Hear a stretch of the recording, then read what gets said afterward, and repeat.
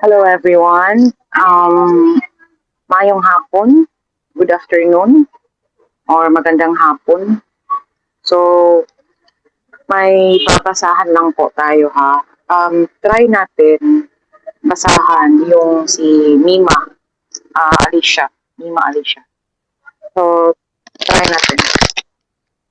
Actually, kilala ko na yan na babae kasi nga nanonood naman ako ng mga balita at saka ng mga balita ng mga ibang mga vloggers no na um, mga Duterte vloggers. Hindi ako masyado nakakapanood ng mga BBM vloggers kasi hindi naman ako nakaka-subscribe sa kanila. Minsan ko lang sila kasi nakikita sa mga wall ko.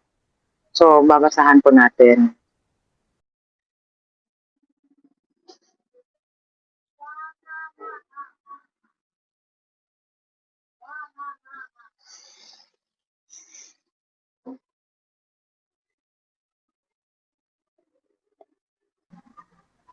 So blend na natin. Again po, babasahan natin si Mima Alicia po.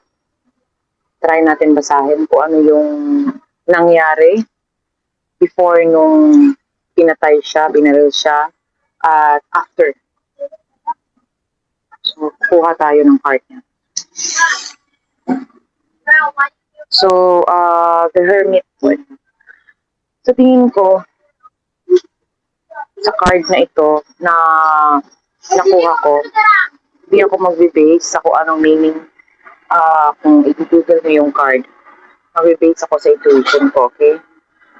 So, may lalaki dito na tinitingnan kung anong pwede or pinaplanuhan na siya nito ng isang lalaki no, na mataas na lalaki. May kung sa ano pa parang may ranggo to na lalaki.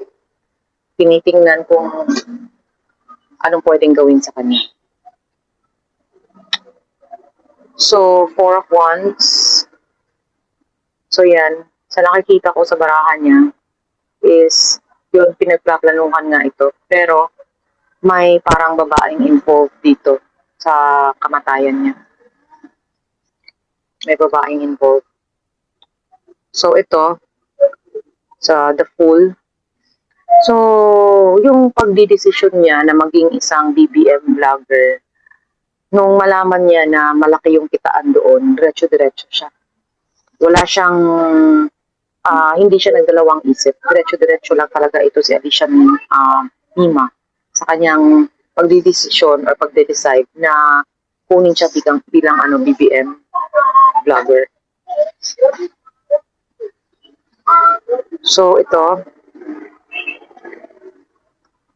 di naman po ito na death, no? Pero, Ten of Swords, yung tingin ko, intuition ko dito, sa tingin ko, yung plano para sa kanya is yung talagang patayin siya. No? Patayin siya. Pero hindi po ito plano na patayin siya dahil sa isa siyang vlogger ng BBM. No? Ng administrasyon. Plano talagang patahimikin ito, babae. Plano na ito eh. At ito yung nagplano. May para mataas na ranggo to. Nine of Cups. So, yung plano sa kanya, napatayin siya is nagtagumpay sila. Sa pagpatay sa kanya, no, nagtagumpay sila.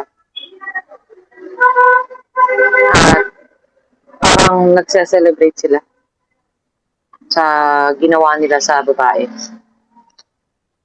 So, ito nakabaliktad. Five of Cups, nakabaliktad to.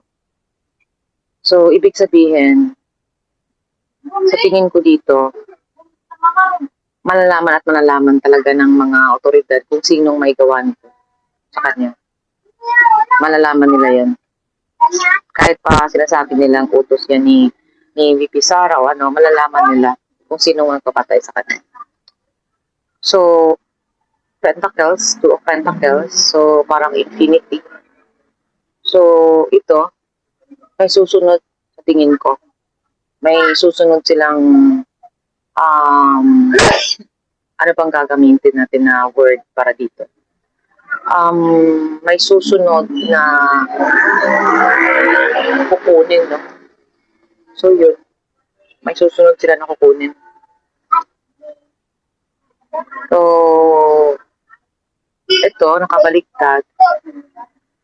So, kung sino man yung susunod na kukunin nila, magtatagumpay din sila dito.